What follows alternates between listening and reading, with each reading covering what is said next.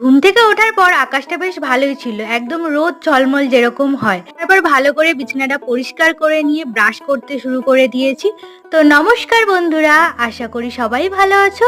আমি শ্রদ্ধা, আমার একটা নতুন মিনি ব্লগে সবাইকে স্বাগত। তারপর খেয়ে নিয়েছি একটু চা, তারপরে অনেকগুলো জামা কাপড় ভিজিয়ে দিয়েছিলাম, তো সেগুলো ভালো করে কেচে নিয়েছি। আর আগের দিন যেহেতু কলেজে গিয়েছিলাম, তো কলেজের ড্রেস তো ছিলই সেখানে।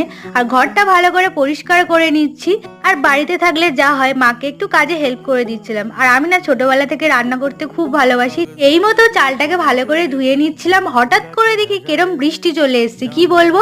আর আমাদের টুনিকে আনতে গিয়ে আমি তো প্রায় পুরো ভিজে গেছি, তাই জন্য ভাবলাম বৃষ্টিতে অনেকদিন পরে কিন্তু বৃষ্টিতে একটু ভিজে নিলাম। তারপরে চলে এসেছি পুজো দেবো বলে ফুল তুলতে। তারপরে চলে এসেছিলাম রান্নাঘরে, সবজিগুলো কেটে দিলাম। আর আগের দিন ছিল কিছু বাটা মাছ, তো মাকে বলেছিলাম বাটা মাছ দিয়ে আলুর ঝোল করতে। ভিডিওটা ভালো লাগলে অবশ্যই লাইক, কমেন্ট, শেয়ার, সাবস্ক্রাইব করো। বাই।